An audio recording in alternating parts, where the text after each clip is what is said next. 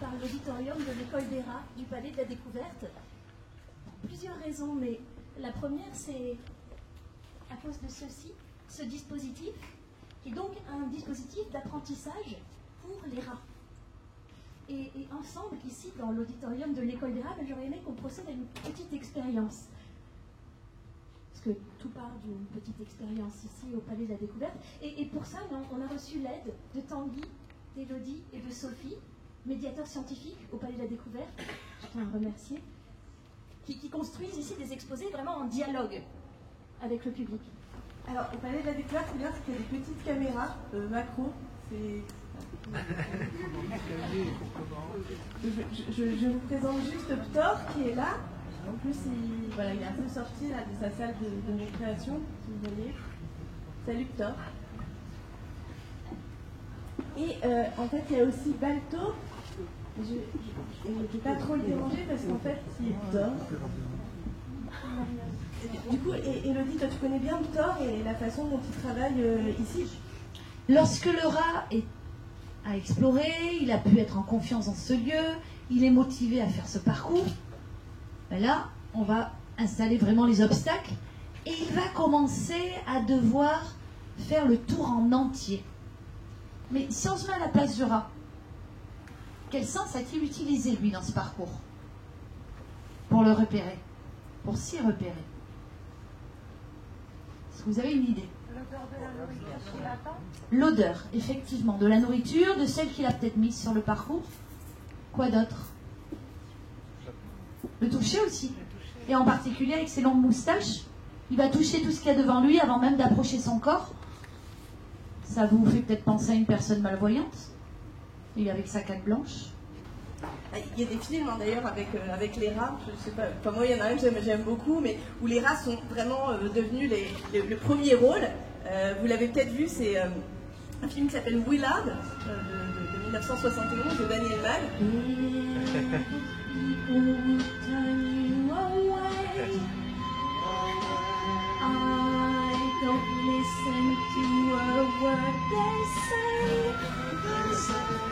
Moi, ce que je vous propose, c'est qu'on essaie de conditionner un pigeon ensemble.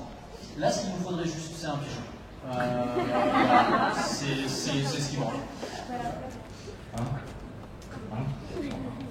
Non, parce que il faut que la tâche elle devienne un peu plus ardue à chaque fois. Voilà, c'est bien pigeon. Alors là, on n'a pas encore fait grand-chose, hein. Vous avez remarqué, il ne se passe pas grand-chose très intéressant. Donc on va essayer de rendre la tâche un peu plus complexe. Voilà, on va faire ça. C'est un peu comme le rat, on y va progressivement, étape par étape, pour obtenir quelque chose d'intéressant. Voilà. Et voilà. Et voilà. Parce que l'idée, c'est que, donc j'indice, le pigeon ou l'animal doit retenir l'information, et je lui donne la choix entre deux possibilités, celle qui va lui apporter la récompense qui a été indicée, et une autre qui sera en fait une possible erreur. Pour que cette expérience marche, il faut des animaux comme le rat ou le pigeon qui montrent une certaine docilité à l'expérience. C'est pour ça que si on monte encore dans le temps en arrière, dans les années 1930, un psychologue, Skinner, a mis au point des boîtes fermées où il mettait des pigeons pour des expériences de conditionnement, mais ces boîtes étaient standardisées. L'idée, c'était qu'on pouvait reproduire cette expérience dans n'importe quel laboratoire, partout dans le monde.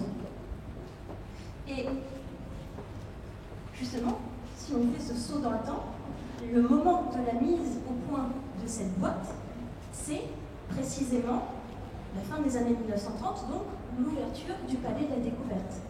Du coup, je suis sûre que, Sophie, si je peux me permettre, je vais te donner cette baguette, tu pourras peut-être nous faire imaginer un petit peu mieux ce que c'était, enfin faire ce voyage jusque dans les années 30. Merci pour cette baguette. Juste par ici, on peut observer quelques taches sombres, foncées, qui correspondent à ce que l'on appelait les ampoules de Lorenzini. Donc ça a été découvert par M. Lorenzini en 1678. Mais il a fallu attendre pratiquement 300 ans pour comprendre à quoi servaient ces ampoules de Lorenzini. Et cette structure a été décrite de nombreuses fois.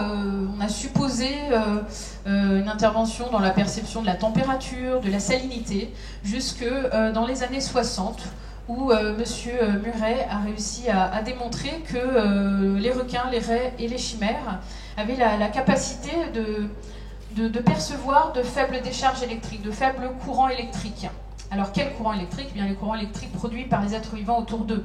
Par exemple, lorsque le requin repère une proie grâce à un autre sens qui fonctionne sur une grande distance, comme l'ouïe par exemple, ou son odorat, eh bien à plus courte distance, c'est-à-dire juste avant l'attaque, quand il se situe à 5 ou 10 cm de sa proie, il va utiliser d'autres sens, et notamment ce sens, cette électroperception, qui va lui permettre d'analyser, de localiser de manière très précise l'endroit où se trouve sa proie. Mais je voulais quand même dire un mot d'un des animaux qui, moi personnellement, les plus curieux qui m'est été donné de rencontrer. C'est des oiseaux, hein, mais c'est des oiseaux qui vivent plutôt dans les montagnes.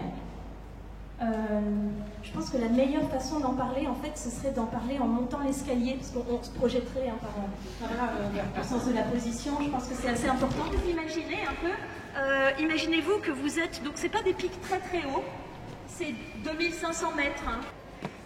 Et là, si vous montez encore, vous arrivez au deuxième palier. Et là, c'est constitué par des grandes herbes de couleur un peu jaunâtre, qu'on appelle les tussocks. Mais ce n'est pas encore le sommet. Il faut encore monter un palier supplémentaire. Et ce palier supplémentaire, eh bien, ce sont ces rochers gris, très désolés, qui se détachent comme ça sur le ciel. Et là, c'est là le royaume des Kea. Le perroquet Kea est étudié un petit peu partout dans le monde, dans ces laboratoires. Mais il n'y en a presque plus. Et ils ne vivent en société complexe que dans l'île du Sud de la Nouvelle-Zélande. Je me souviens que l'on m'a transmis un whakataukī, c'est-à-dire un proverbe maori qui résume des idées complexes en peu de mots. De nombreux whakataukī parlent des oiseaux. Mais il y en a un qui m'a tout spécialement marqué. Ce whakataukī parle en fait du moment où les voix humaines se taisent et où il ne reste plus que le chant des oiseaux.